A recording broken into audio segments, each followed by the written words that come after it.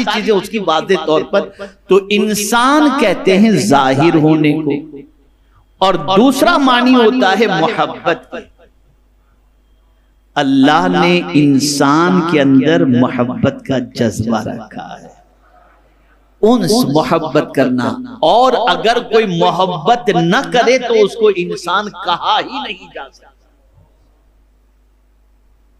अगर किसी के दिल में जज्बे मोहब्बत नहीं है, वो रकीकुल कल्ब नहीं है, वो गमों और दुख को देख करके उसके दिल के अंदर एहसास पैदा नहीं होता, किसी कमजोर के लिए उसके दिल में मोहब्बत पैदा नहीं होती, वो इंसान है ही नहीं। इंसान को अल्लाह ने पैदा ही किया है मोहब्बत करने के लिए। अब यहां बात मोहब्बत की आई है तो अल्लाह अकबर, मोहब्बत के भी बहुत दर्जे हैं। चलिए इसको थोड़ा सा ले लेते हैं। हर एक के साथ सिमिलर मोहब्बत नहीं होती। मोहब्बत के अलग अलग दर्जात हैं, अलग अलग तरीके हैं। और ये बात अच्छी तरीके से जहन में रहे, आदमी चाहे कि मैं किसी से मोहब्बत करूं, वो एक अलग चीज हो जाती है। और अल्लाह अगर चाहे किसी के दिल में किसी की मोहब्बत पैदा करना, वो अलग चीज। तवज्जो चाहूंगा, आज जो लड़के लड़की मोहब्बत करते हैं वो मोहब्बत शैतानी है, लेकिन जब निकाह हो जाता है तो अल्लाह फरमाता है अब तुम दोनों के दिल के अंदर मोहब्बत पैदा करना मेरे जिम्मे करम पर है। इसीलिए फरमाया वमिन आयातिही अन खलक़ लकुम मिन अनफुसिकुम अज़वाजन लितस्कुनु इलैहा व जअल बैनकुम मवद्दतन व रहमा। अब ये मोहब्बत अल्लाह ने पैदा फरमाई है। और एक मकाम पर तो कुरान ने कह दिया कि तुम सारी कायनात की दौलत खर्च करके भी एक दूसरे के दिल में मोहब्बत पैदा करना चाहो नहीं कर सकते। वलाकिन्नल्लाह अल्लफ़ बैनकुम, लेकिन अल्लाह अगर चाहे तो दिलों के अंदर मोहब्बत पैदा फरमा दे। अब ये मोहब्बत के दर्जात अलग अलग हैं। अल्लाह अकबर। अल्लाह जब किसी बंदे से मोहब्बत करना चाहता है या मोहब्बत करता है तो आप जानते हैं अल्लाह की मोहब्बत का मामला क्या है। अल्लाह अकबर। वो जब मोहब्बत किसी से फरमाता है तो सबसे पहले आसमान वालों को खबर करता है कि फलां से मैं मोहब्बत करता हूं। ये जमीन वालों के दिल में मोहब्बत तो बाद में आती है, पहले आसमान वालों में आती है। और फिर उन आसमान वालों से रब फरमाता है जमीन वालों से कह दो कि इससे मोहब्बत करें। अब यहां मैं समझाऊं, आज हमारी सबकी सिचुएशन ये है कि हम चाहते हैं कि लोग हमसे मोहब्बत करें। अब मोहब्बत के लिए हमने क्या किया? कीमती लिबास, कीमती मकानात और बहुत सारी खारजी और मादी चीजों को हमने अपनाया। और ये चीजों को अपनाने की वजह क्या? दुनिया के इंसान के नजदीक हम इज्जत वाले बन जाएं और लोगों के दिलों में हमारी मोहब्बत पैदा हो जाए।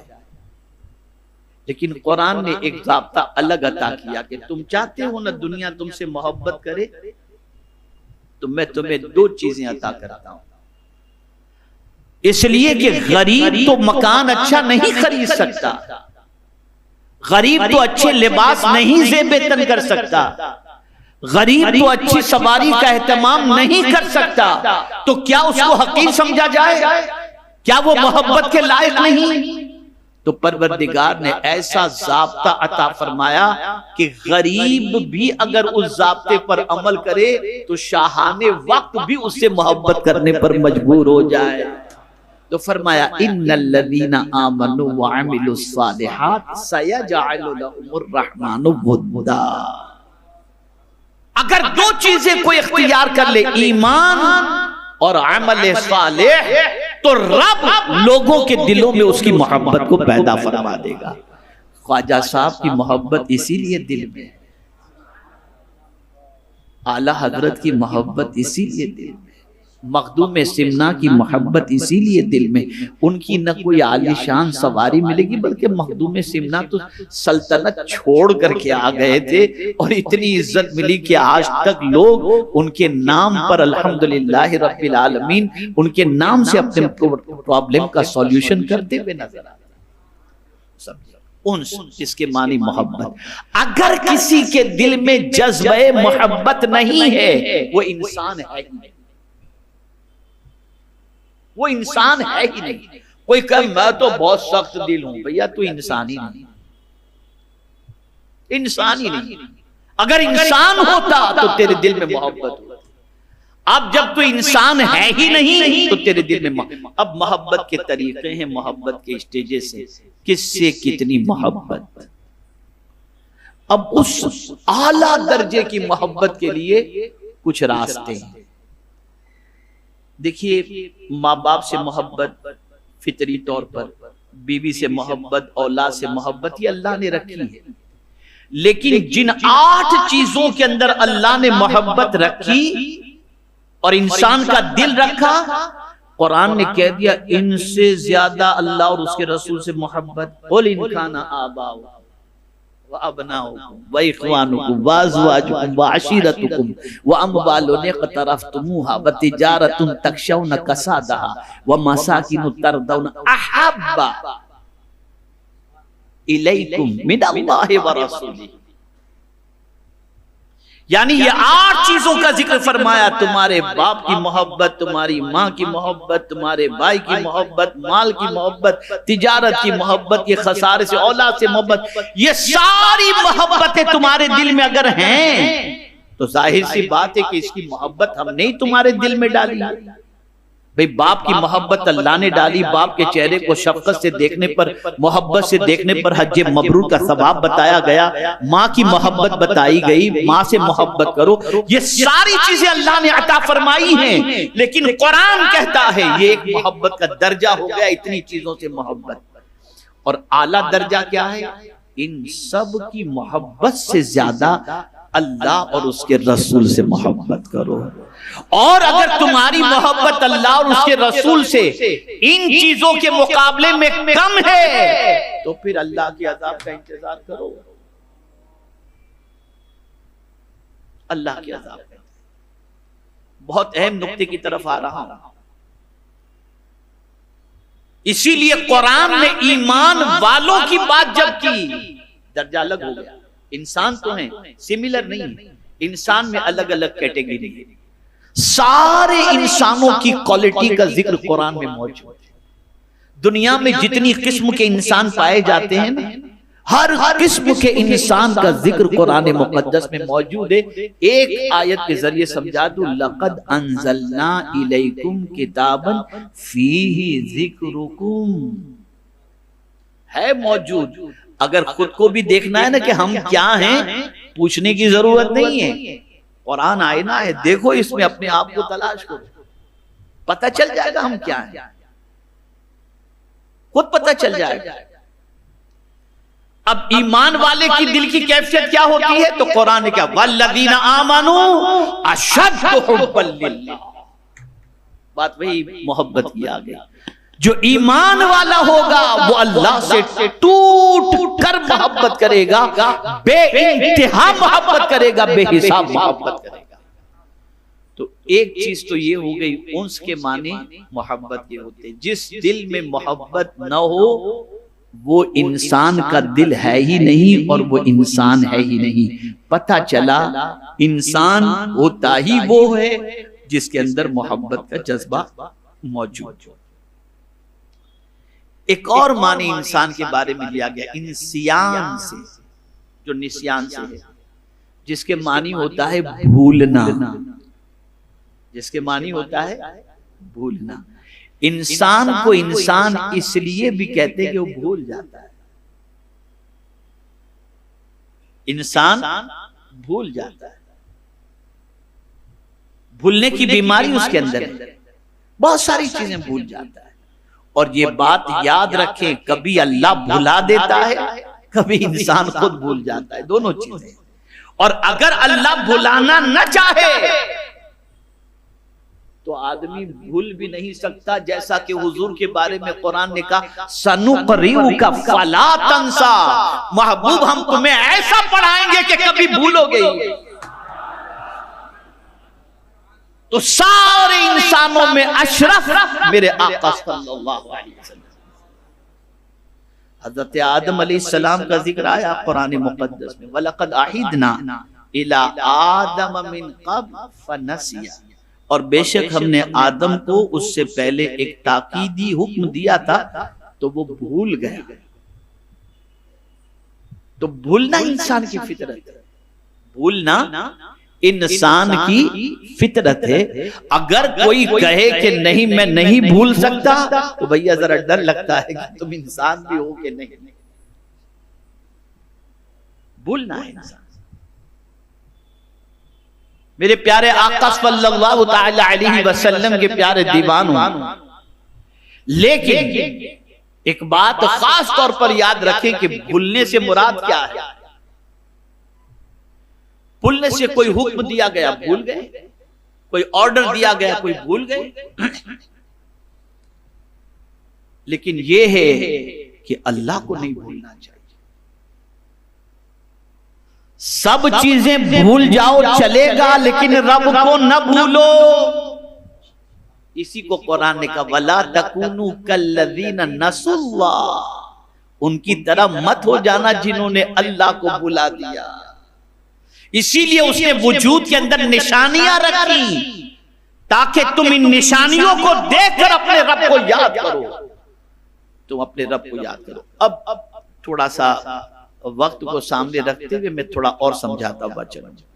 मेरे प्यारे आका सल्लल्लाहु तआला अलैहि वसल्लम के प्यारे दीवानों, अब अल्लाह अज़्ज़ व जल्ल ने खलीफा बनाना चाहा इंसान को, तो फरिश्तों के सामने बात रखी, इन्नी जाइलुन फिल अर्द खलीफा।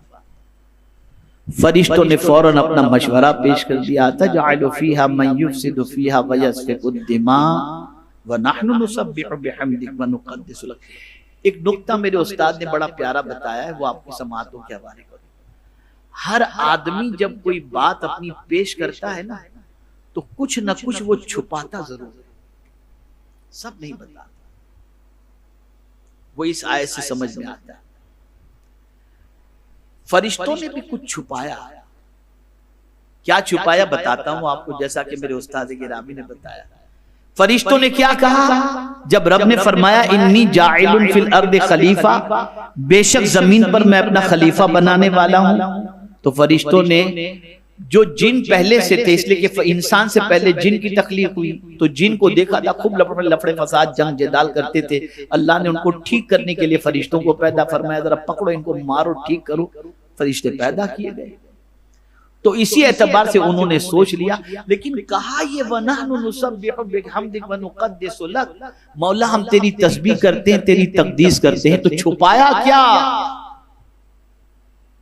ये जो जितनी भी खबरें आती हैं ना, आप सब सुन लेते हो, छुपा क्या है इसके अंदर ये भी तलाश करो।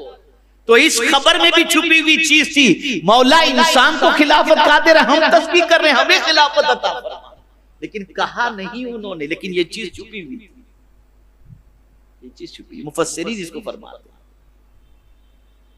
तो जितनी भी खबरें आप देखते हैं ना, उनको मीनो अन कबूल मत कर लो, तलाश करो कि इसके अंदर बात क्या छुपी हुई है।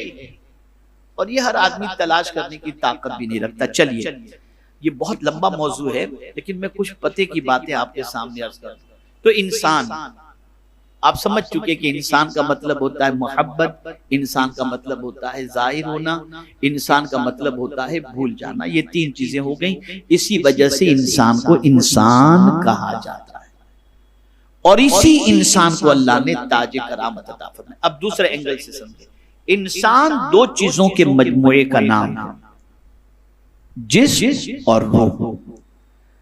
जिस्म महसूस किया जाता है, नजर आता है, रूह नजर नहीं आता। असल रूह है, असल जिस्म नहीं। इसको ज़हन में रखिए। अगर असल जिस्म है तो लहीम शहीम इंसान होता है और रूह निकल गई, वो किसी काम का नहीं। भले ना हाथ मोटा हो, पैर मोटा हो, तगड़ा आदमी हो, कोई काम का नहीं। बल्कि मैं तो अक्सर कहा करता हूं कि हम इतने कमजोर हैं कि पैदा हुए तब भी किसी ने गुस्ल दिया और मर गए तब भी किसी ने गुस्ल दिया। न पैदा होते हुए खुद गुस्ल कर सके, न मरने के बाद खुद गुस्ल कर सके, इतने कमजोर हैं। तो असली चीज है रूह। अब इसको समझेंगे तो आप महसूस कर सकेंगे कि हमें करना क्या है। जिस्म महसूस किया जाता है, रूह महसूस नहीं की जाती। अब अगर कोई इंसान अपने जिस्म को खपा दे, अपने वजूद को अल्लाह की इताअत के अंदर लगा दे, मेहनत और मशक्कत करे, इबादत और रियाजत करे, तक़वा और तहारत इख्तियार करे, तो मेरे प्यारे आका सल्लल्लाहु अलैहि वसल्लम के प्यारे दीवानों, वो जिस्म से निकलकर रूह तक पहुंच जाता है। अब उसकी पोजीशन जुदा हो जाती है। अब उसकी तबीयत की कैफियत ये पहुंचती है कि जहां से रूह आई है, जिस्म को मजा खाने में आता है और रूह को मजा अल्लाह के जिक्र में आता है। तो जब तक वो जिस्म को पालता रहा तब तक जिस्मानी और मादी चीजों में दिलचस्पी रही, और जब जिस्म से निकलकर वो रूह की परवरिश में निकल पड़ा तो अब कैफियत ये हुई कि उसकी तबीयत का करार अल्लाह के जिक्र में है, नेक कामों में है। अब यहां जो बात समझनी है, इज्तिमा का मकसद भी आप समझ जाएंगे, ये रूह तक रसाई मुमकिन कब होती है? खाली सजदा कर लेने से नहीं। आज 30 साल से लोग सजदा कर रहे हैं, रब के बारे में कुछ जानते नहीं, कोई ताल्लुक ही अपने रब से कायम नहीं हुआ उनका, कोई रब से ताल्लुक नहीं। ये मकाम रूह तक पहुंचने का होता है तरबियत के जरिए। खुद हुजूर सल्लल्लाहु अलैहि वसल्लम इरशाद फरमाते, मेरी तरबियत मेरे रब ने फरमाई। वो रसूल आजम सल्लल्लाहु अलैहि वसल्लम जो खातमुन नबीयीन बनकर के आए, सय्यदुल मुरसलीन बनकर के आए, उनको भी रब ने उनकी भी तरबियत फरमाई। मेरी बहुत अहम मेरा ये टॉपिक है और इसके लिए मुझे पूरा 1 हफ्ता कम से कम चाहिए। मैं कुरान की रोशनी में इंशाअल्लाह ये बता सकता हूं अल्लाह के फज़ल और उसके हबीब के सदके में कि अल्लाह ने हुजूर की तरबियत कैसे फरमाई, कैसे फरमाई। तो रूह तक रसाई का मामला तरबियत के जरिए होता है। अब यहां तरबियत का मतलब समझा दें, ये भी बड़ा मसला है। लफ्ज तरबियत तो आपने सुना है, उलमा और तलबा बहुत महसूस होंगे जब मैं तरबियत को खोलूंगा थोड़ा सा इसके मतलब को। तरबियत का मतलब होता है कमी दूर करके कमाल पैदा करना, ये है तरबियत।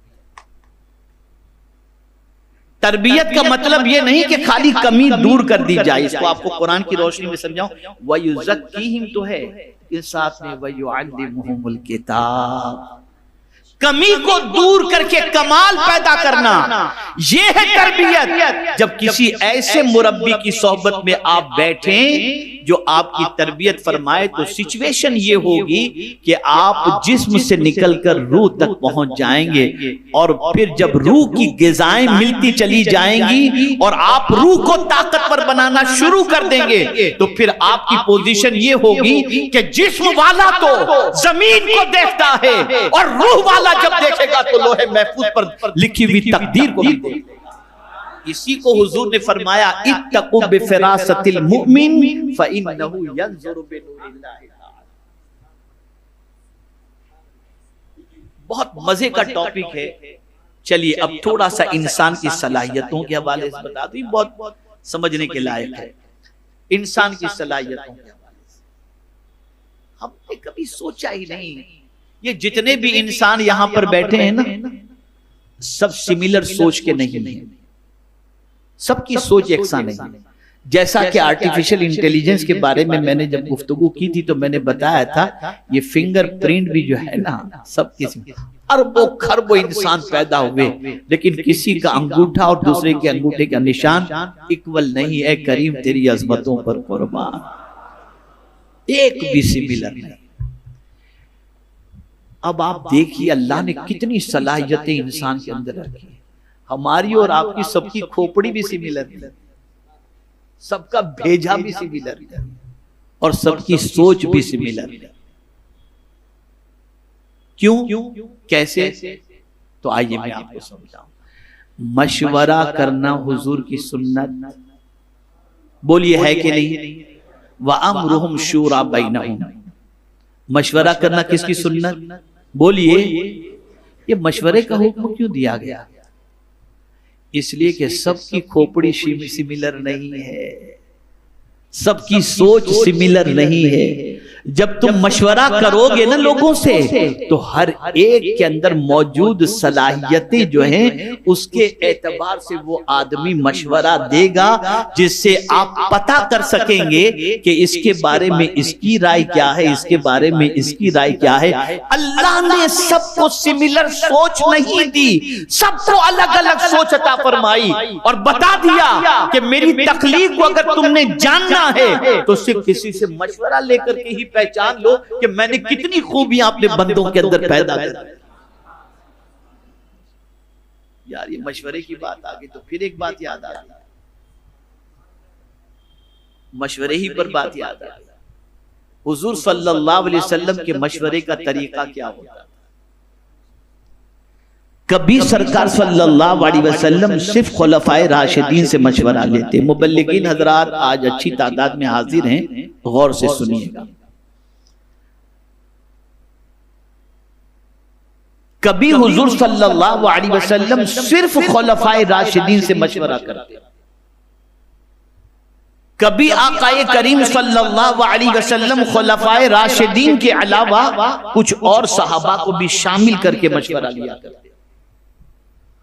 और कभी हुजूर सल्लल्लाहु अलैहि वसल्लम सहाबा के साथ साथ खुलफाए राशिदीन के साथ साथ पसे पर्दा सहाबियात जो होती उनसे भी मशवरा लेते।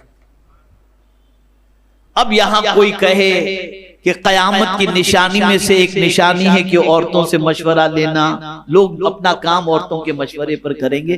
तो हाँ, अनपढ़ गंवार जाहिल औरत से अगर मशवरा लेकर के काम करेंगे तो तबाही होगी। हुजूर जिन खवातीन से मशवरा लेते थे वो इल्म के एतबार से बहुत ऊंचे मकाम पर। अब आपको बताऊं कि औरतों में इल्म के मामले में कितने ऊंचे मकाम पर किस तरीके से खवातीन फाइज थी, तो हजरत राबिया को ही देख लीजिए। एक बार हजरत हसन बसरी रजी अल्लाह तआला अन्हु ने हजरत राबिया से फरमाया, राबिया औरत नाकिसुल अक्ल होती है, इसलिए उसको नबूवत नहीं मिली, इसलिए औरतों में कोई नबी हुआ ही नहीं। तो हजरत राबिया ने पलट कर जवाब दिया, अल्हम्दुलिल्लाह, मुझे खुशी है कि अल्लाह ने मुझे औरत पैदा फरमाया। हजरत हसन बसरी को ताज्जुब हुआ, क्या तुम औरत होने पर खुशी मना रहे हो? कहा हाँ अल्हम्दुलिल्लाह, मैं रब का शुक्र अदा करती हूँ। कहा क्यों? कहा इसलिए कि आज तक किसी औरत ने खुदाई का दावा किया ही नहीं। खुदाई के दावा करने वाले मर्द ही निकले हैं। मैं अल्लाह का शुक्र अदा करती हूँ कि अल्लाह ने मुझे औरत बनाया। ये ज़हानत थी औरतों। सीरियल नहीं, आज के उस दौर में तो सीरियल नहीं था, लेकिन वो कुरान की आरिफा थी, आलिमा थी।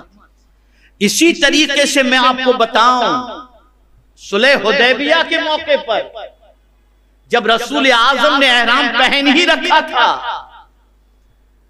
और सरकार सल्लल्लाहु अलैहि वसल्लम ने वापसी का इरादा भी किया और सहाबाए किराम अलैहिमुर रिज़वान पसो पेश में थे कि क्या करें, तो सरकार ने उस वक्त अपनी ज़ौजा से मशवरा किया कि क्या होना चाहिए। कहा उधर टेंशन न लें, आप पहले एहराम उतारें, सब पीछे आपके साथ में एहराम उतारना शुरू कर देंगे। इधर हुजूर ने एहराम उतारा, सारे सहाबा ने एहराम उतारा।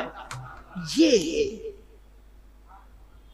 इसी तरीके से आप देखें, फारूक आजम रज़ी अल्लाह तआला अन्हु ने मेहर मुकर्रर फरमा दी। इतनी मेहर, एक खातून खड़ी हो गई, अमीरुल मोमिनीन आप कौन होते हैं मेहर को फिक्स करने वाले? जब अल्लाह और उसके रसूल ने कुरान और हदीस में फिक्स नहीं किया तो आप मेहर फिक्स करने वाले कौन होते हैं? फौरन फारूक आजम ने कहा, एक औरत ने मेरी इस्लाह कर दी, मैं खता पर था।